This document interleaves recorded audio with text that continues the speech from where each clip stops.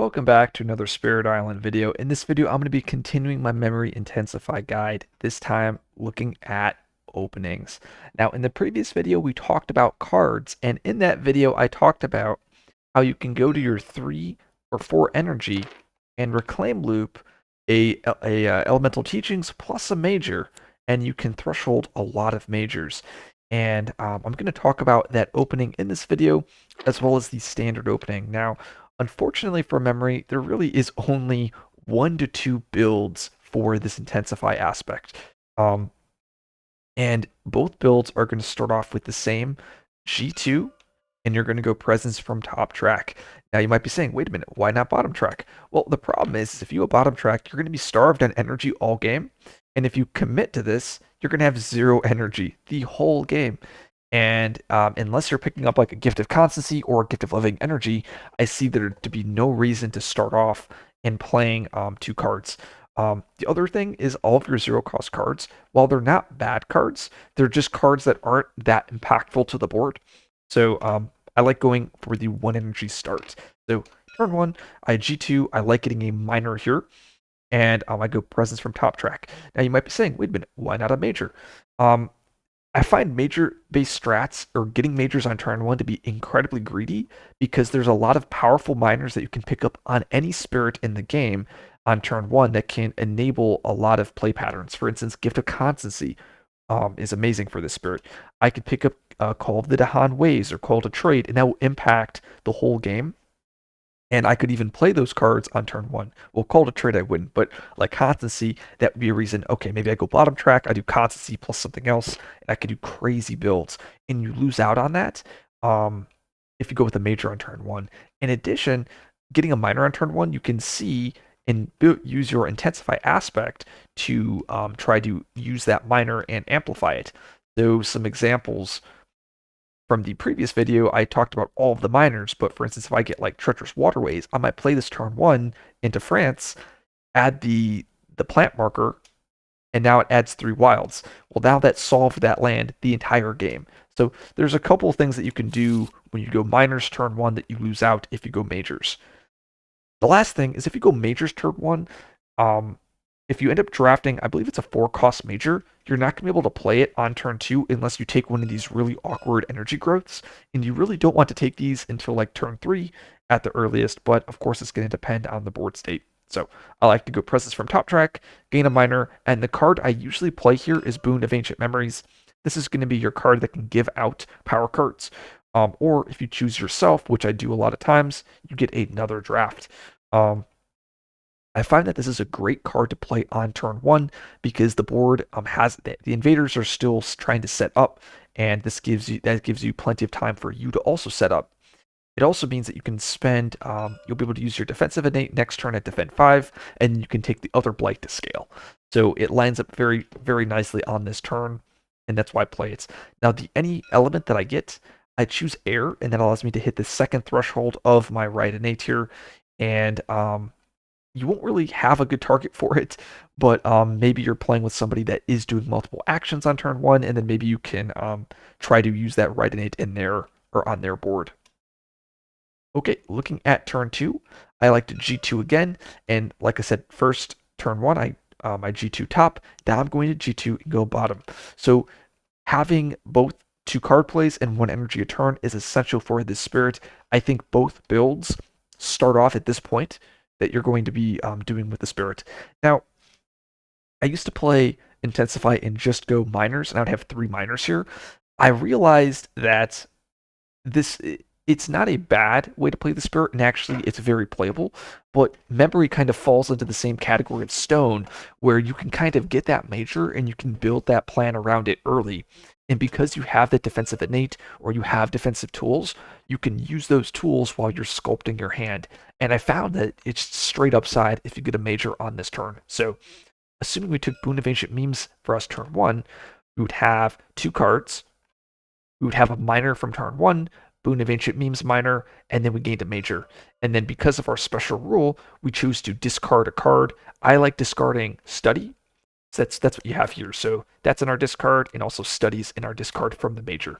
Now, if you'd like to keep study in your hand, you can, and then maybe you discard the major, you discard another card. That will be a decision for you to make.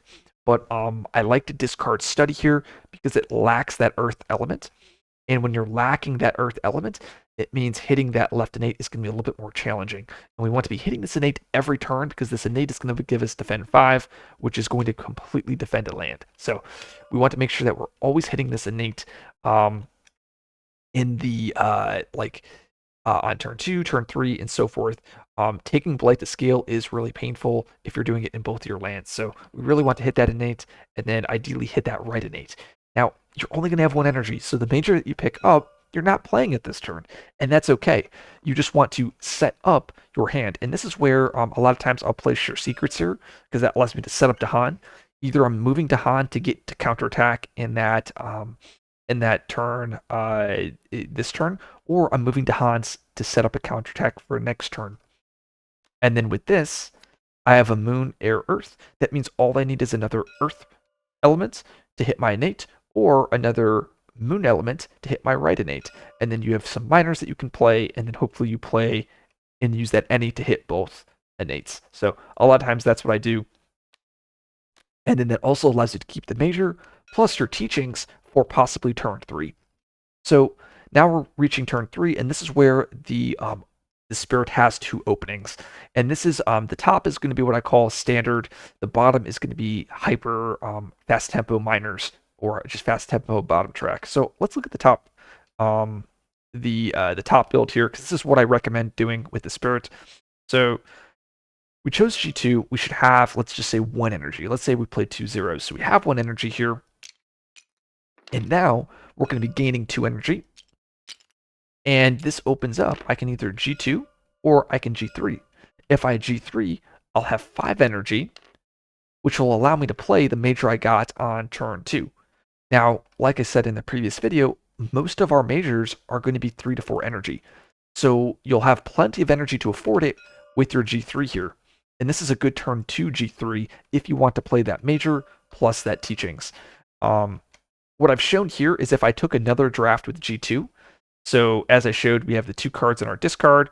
Let's say we played Secrets plus our minor on the following turn, and then we gained a major for discarding our major we had on turn 2. So our hand is now Teachings, a minor, and a major, and we only have 3 energy.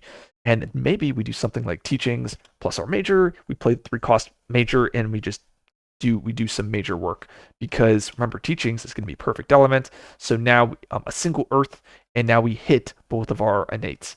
So that's one of the powers of this.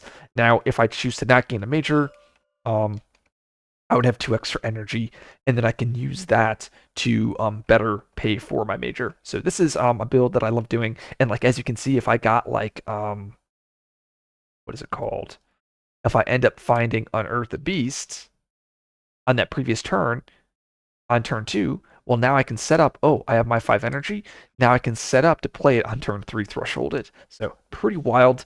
And then turn 4 is usually the reclaim turn on the spirit. I love going to that 3 energy because now I can start sustaining lower cost majors, and the free markers every turn is going to go a long way at sustaining the spirit, especially hitting the eventually when we get down here and we have to discard markers to get extra card plays. Now, at this point, we've reclaimed. This is how our hand looks. We're going to want to go to straight bottom track to three plays. Sometimes I go to the 4 energy, depending on the majors that I've drafted. Very rarely do I go for the reclaim 1 and the 5 energy. And the reason for that is because the reclaim 1 is if you want to just reclaim that major. But a lot of times with Intensify, you want to reclaim loop the major. And that is because you want to be playing Teachings plus the major. So a reclaim 1 isn't actually enough to do that. So that is one of the main reasons why I end up having just a reclaim loop. So this spot is basically a dead spot for us, and that's why I go bottom track. Now there are some games where you can just reclaim 1, get that major back, and just play it, and you're happy. But a lot of times I would rather just reclaim loop. Okay, so this is the preferred build that I do a lot. There are some cases where I might go bottom track here, but there's just so much upside to having the 3 energy and the plus marker. Like this extra marker is so critical to giving you a stockpile of markers such that you can start paying for them, or paying markers to get extra cards down here. And this is actually like the biggest problem with the tracks.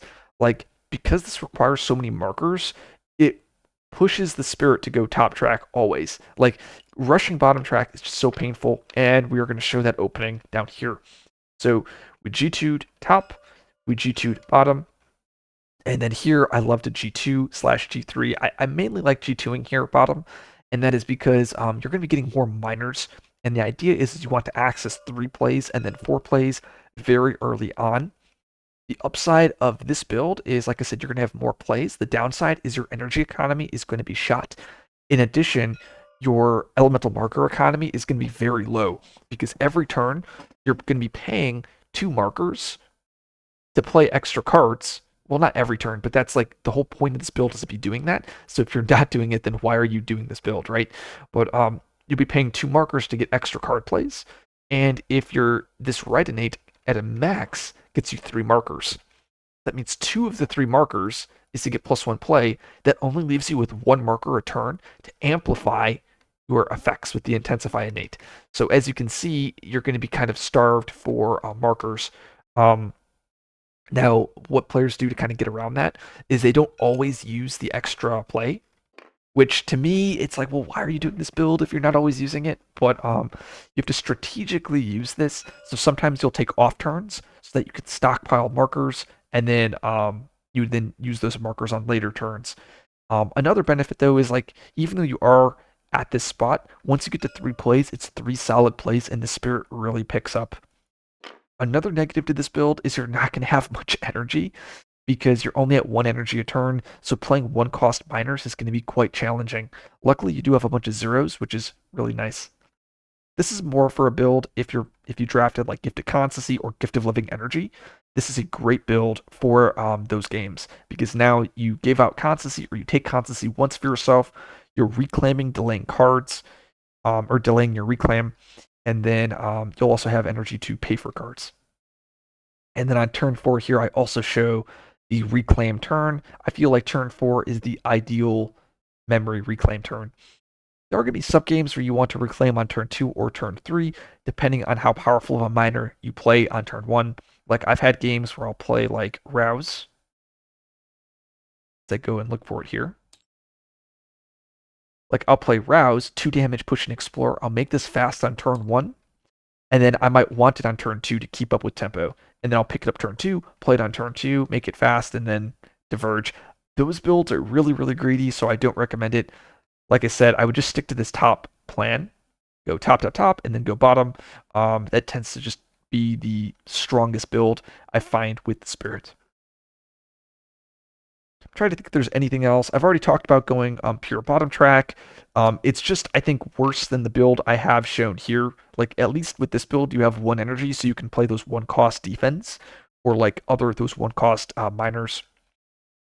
Pure top track, also just pretty terrible. Like, you want at least 2 card plays, so the 2 card plays allows you to hit both innates. So if you like this video, like, subscribe for more content. I'll see you guys in the next video.